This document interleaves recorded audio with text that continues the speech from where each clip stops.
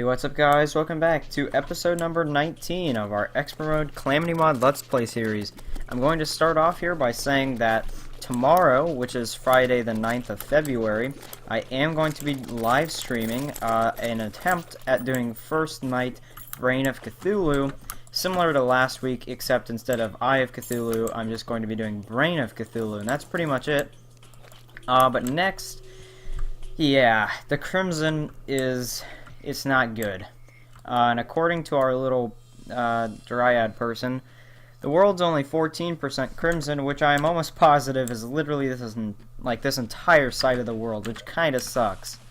But in terms of what I'm going to do today in the episode, the first thing I'm doing, or the first thing I should probably mention, is I did replace our what's that thing called? The Shield of Cthulhu. I replaced that for our giant turtle shell, which makes a big difference. Again, that's 12 defense. I guess it's technically only 8 because we did have warding on our last thing, and I'm not sure why we have the arms dealer instead of something like the Goblin Tinkerer is dead. Okay, never mind then. Yeah, and it says this is no longer valid housing because the Crimson is so close. But anyways, what I was going to say before that was that I have an accessory I would like to make today, which I talked about in the last episode. And of course, what's that Dryad going to do? Stand in front of the chest. But it requires these man-eater bulbs and things alike. That is not what I wanted to do. Just want to get in the chest. There we go. So it requires man-eater bulbs, and it's this living dew. And so pretty much I have all of this and the things required, except this gypsy powder. So I went ahead and looked it up on the wiki. It turns out it drops from moths. So I'm going to go farm for some moths in the underground jungle, and then I'll look into making the other counterparts of that item as well. But without any further delay, I'm just going to go ahead and farm out some jungle right now. I guess that's kind of unexpected, but we have a wizard, and I'm pretty sure he has nowhere to move in, so that's kind of funny. Wizard, I wish you luck, but there's a very, very large chance that you will not survive long. We have our first moth, but the question is, will we get the drop we want? I'm not sure if it's guaranteed or not. Hopefully it is. Sweet. So, we have our gypsy powder. And by the way, I did go ahead and bring with me a lifeform analyzer and goblin tech, if you're wondering why I could see that on the nearby. And let me go ahead and sell these extra equipment things to her, and then quick stack everything, or not. I was gonna say quick stack everything but that, but apparently we are maxed out, or we got rid of our recall potions, which I don't really care about. Okay, so we're gonna take our man-eater bulbs, our Beetlejuice, our murky plates, and I guess I'll take my murky sludge just in case as well, but I think that's all it requires. Maybe I'm missing something. Kind of feel like I am. Trapper bulb. I feel like those come from the very large hard mode trapper guys, if you know what I'm talking about. The extremely annoying, dealing 200 damage, that guy right there, an angry trapper. Now that I think about it, I actually haven't killed, like, any of those, really, so I think I'm just going to go kill a bit of them with a tally counter, so I know how many I've killed, and I'll see. So, yeah, I've only killed 7, so, I mean, I don't know, I'll just come back when I have something. And we're still farming. I only have one trapper bulb, but I thought I would come back because we have another one of these things, which with the sword is made significantly easier because as I say that, I was saying it was very easy because it has no knockback, but apparently now it does, or does not, I should say. But anyways, I've been farming for a long time. We have a mimic nearby, which I do want to try and find here. But if we go in my inventory, you can see I have one trapper bulb, and I've made like 5 trips up to the surface, and still only one, which surprises me. Normally those little guys at the, well, maybe not even little, but the guys this item normally comes from, like, normally they plague the jungle and they're so annoying. But apparently, because I want to find one, I can't, and I won't be able to, because I want their items. And then I also should mention, we got a needler from, I think it was just a normal hornet, just a magic weapon that apparently just shoots a little needle that explodes, which I mean is cool, but we're not going to use it. Got some other miscellaneous things, but that's pretty much it. But I am definitely going to farm this out, because this episode I'm kind of geared more towards accessories, and that's kind of my goal, because I looked, when I put on, or I'm sorry, when I put on my, what is it called, the turtle shell thing, I realized that our accessories are pretty outdated, because most of them I've had on pretty much since the beginning of pre-hard mode even, like that. Yeah, so I pretty much, I'm just trying to get more accessories and some of the better Calamity stuff. So anyways, I'm just going to cut out the rest of this farming session, and hopefully soon, maybe I can get this off, or on camera right now. Nope. We've killed 14 of them, and still only one trapper bulb. Anyways, I'm gonna go ahead and cut the rest out here. Once again, very, very long time later, I am, pretty certain we can now make it. And we did get, I don't know if you just saw that, and let me go ahead and finish selling all the stuff I got here. I'm pretty sure we got a lot of gold. Yeah, so we almost got an entire platinum while we were down there, and that doesn't even include all the crap we lost because we died multiple times trying to get stuff. But anyways, yeah, so we have 2 trapper bulbs. We'll get our gypsy powder. We will get our beetle juice, our murky plates, and I think murky sludge. And I'm assuming you just make it at... Apparently we're missing something. Man-eater bulbs, yeah. And I know we have, I know for sure we have enough of those. There it is. And our turtle, or not our turtle, the turtle is killing our wizard. But there we go, we have the living dew. So this does plus 10% increased damage reduction, plus 5 defense, and increased life regen while in the jungle. But more importantly, this goes into honeydew, which we can also make. So we will get 10 bottles of honey, 10 beeswax, which we do have enough of. Was worried we would have to go defeat Queen Bee. And simply a bezoar, which we have right here. And this is made at a mithril anvil. And we now have honeydew. And then honeydew is made into the ambrosial something. But you can see that gives like 15 defense and a ton of good stuff. And so basically, we see we have the honeydew, that's one. We have the crimson flask, we made that a long time ago. The radiant ooze, purified gel. Yes, that's the thing I needed the purified gel for. I couldn't remember yesterday what we needed it for, but now I remember. And we have our murky sludge, so we can go ahead. Also make that. Get all this crap out of my house because I keep leaving my door open. So we can make radiant ooze. So now we have honeydew, radiant ooze, crimson flask. All we need is this archaic powder, and that requires 15 bones, which we do have here. I think we might be able to make this. So 15 bones, 3 ancient dust, which we have just enough of, 1 demonic bone ash, which we do have, and then ancient fossil. I'm not sure we have... Oh, it's made. Okay. Salt at a furnace. Let me, Did we just make that? Oh, you've got to be kidding me. Look. Ancient manipulator, but... Oh, that sucks. Look, we have all the parts to it. We have all the parts to this amazing, amazing accessory, but we can't make it. But, like, look at that. 15 defense, plus 15% or 50%, I'm sorry, increased mining speed. You emit light, plus 12% increased damage reduction and increased life regen. Poison, freeze, chill, frostburn, and venom immunity. Honey life regen with no speed penalty. And most bee/hornet enemies and projectiles do half damage. I'm not sure about you, but that sounds really, really good. Even just some of the extra stuff you get's fine. But really, though, like that 15 defense is huge. And then that goes into an even bigger accessory, which I am not even going to look at right now.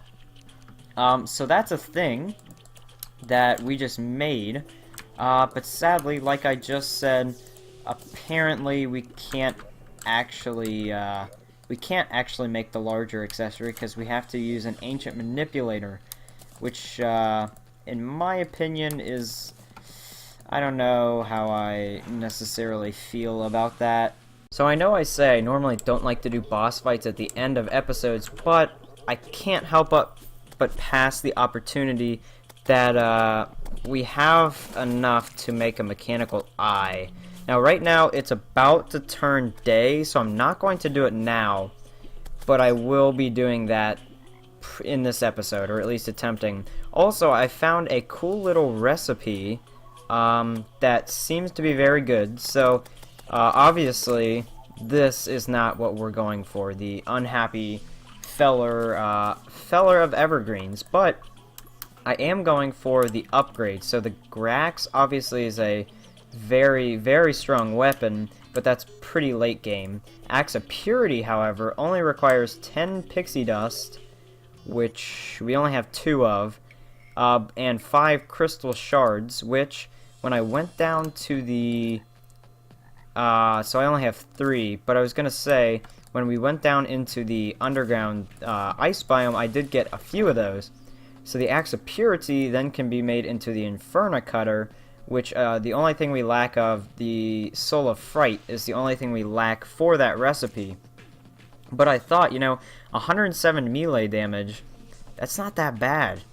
Honestly, I mean, for a somewhat easy recipe, and we already have the Essence of Chaos.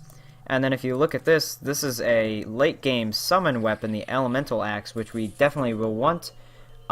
So I thought maybe while we're waiting to summon the twins, what we can do is just go ahead and kind of farm out some of that stuff. Because we also need to go down there, because I guarantee you we're not going to defeat the twins. Like, we're going to fail. But I thought I would try anyways. And then the thing I just realized I forgot about, which I need to do right now, is while we were down in the jungle, we got a large amount of titanium. Well, not a ton, honestly, but we got a pretty good amount of titanium ore. And we already have 18 bars, so I thought, why not see what other titanium stuff we can make? So I was thinking maybe we could try the titanium railgun. I'm not sure, honestly, how good that is or what it is, but it's new. But, I mean, I really don't have titanium just to throw around. I do need to keep some in case I get these forbidden fragments. Well, honestly, you know what? I think we're just going to say screw it, and we are going to make a titanium railgun. And we are also going to make a titanium... There it is, titanium pickaxe, because I'm tired of the slow, sorry about that, my Windows key was pressed and exited out of the game, but as I was saying, I am tired of the slow mithril pickaxe, and we did get a ruthless titanium pickaxe, so it actually does decent damage. And then what I will be doing right now is testing out this titanium railgun, because I'm not sure what it does. It appears it needs ammo. So, let me, I guess, just normal bullets. Oh, wow! That does not look that bad. And if we go... Hey, and there's a trapper bulb now that we don't need it. But if we go over into this pond here, because there are a lot of enemies lined up... Ooh, okay, well, we died. But I think if we were built for a ranger, and maybe we can make a titanium ranged, like, helmet thing... I think that might be a good weapon, maybe against, like, the Destroyer. I don't know. Let me know your thoughts. Anyways, I'm going to stop delaying, and I will go ahead and now go into the underground ice biome until nighttime, so that I can go farm some of the things we need. And I'll see you when we are ready for the twins. So we just killed an earth elemental, and of course, the one time I did not record it, we got an arid artifact, which says a sandstorm will happen shortly after this item is used. I'm guessing that means there's something that happens in a sandstorm now that I'm not aware of. So I think we'll check that out soon. And we also have a bone merchant here, which is selling nothing good. You might all wow, mice although that's definitely a word. You might also notice we got a bone pickaxe from one of the skeletons, which is kind of cool. Anyways, it's still not night yet, so I'm still just farming down here trying to get resources, and I will, once again, I'll come back when I am ready to fight the twins. Oh, it just turned night, and without any further ado, the twins have spawned. So, I was a bit worried. Number one, I did not end up getting enough pixie dust when I was farming. I did get enough crystal shards, but I didn't get near enough pixie dust. Anyways, I forget what I was gonna say, but pretty much this fight, it's gonna be a bit hard because I am... It does have projectiles, but it's still a sword. That's the thing you have to remember. This is a sword, and I just realized I just tried to dash, and I don't have my Shield of Cthulhu. Maybe I'm gonna regret that later on when the spaz guy starts going, well, spaz. I might regret not having the dodge later on. And I definitely do want to take him down first because he obviously is the biggest threat.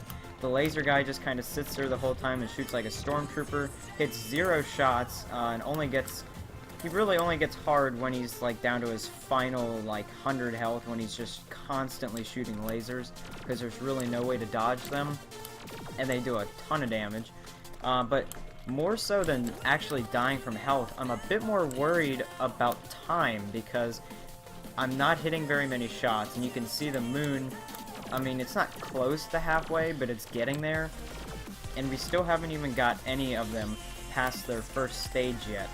And like I said, just a good tip for anyone who's maybe struggling with the twins, it is a good idea to get like one guy a stage down at a time, so you don't want to have them both in their second stage pretty much, if that makes sense. You kind of want to get, like, you want to focus down one eye first so that you only have to deal with one enraged eye, and then you can deal with the other one. And personally, my preference is to do the hardest one, which is spasmatism. Either way, my opinion is to do him first because he is a bit harder. Not even a bit, he's a lot harder. He's really the only reason why the twins are somewhat hard, because of his charging he does later, which could definitely be an issue for you if you don't have very good mobility. Also, the fact that my potions are probably going to run out before the time. If I didn't focus him down first, my potions would probably run out, and I would like to have my potions for when I'm fighting him, because he is not nice. I mean, he has a flamethrower attack that's really, really difficult to dodge, and then he also has, even his first stage, those fireballs, they suck. When they hit you, they do a decent amount of actual damage, and then they also inflict you with that little burning debuff, which definitely sucks. Okay, now here, I'm getting a little risky. But I did just go in for the heal, and yeah, I'm gonna regret not having that Shield of Cthulhu. I can already tell. Wow. Okay, so he's down to 10k, and I just need to time this well so that I'm falling when he's charging like that. Maybe I don't want to be falling. There's really no good way I can get to my nurse is the problem, so I just need to kind of focus him down from far away. Oh no. This isn't looking good. Now, if I can get him down before I die, okay? If I can get this guy down, then we still might have a chance. But see, look, without that dodge, it's so hard. Maybe I'm just so used to having that Shield of Cthulhu, and then, like, having it on the Solar Flare armor when I'm late game.